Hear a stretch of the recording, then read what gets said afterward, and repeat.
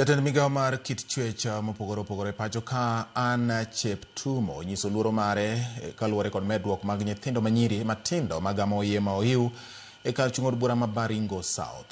Cheptumo kwedo thoth jonyuol e wach mowacho ni giweyo nyithindo kod ting' mapek mar rem chiwonegi arita makare.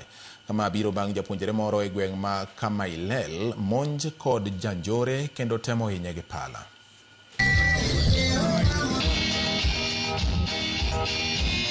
Nimesema kama kiongozi wetu kwamba there is some challenges of pregnancy. I want to call upon every education stakeholder and every leader in this country, every leader in this region. Please, can we speak one voice?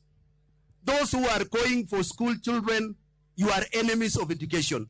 Mwanaume mzima akili timamu anaenda kushikilia msichana mdogo kisu kwa ajili ya kutenda ile tendo la ngono, kwa lazima hiyo ni makosa. Hakikisha umejulisha mtoto, na kijana pia ambiwa asipeane mimba mapema kwa sababu atafungwa.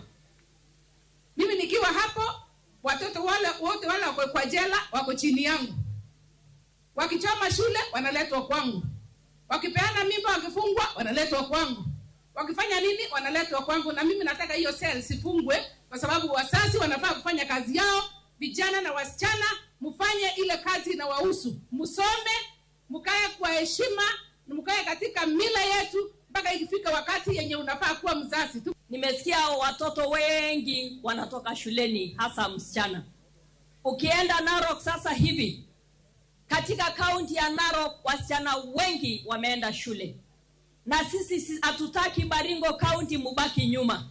Tunataka wasichana wetu wasome. Na kama kuna mzee ambaye anadunga msichana mimba, wewe enda falisha bibi yako avae uniform ya shule ili uweze kwenda kudunga ye mimba.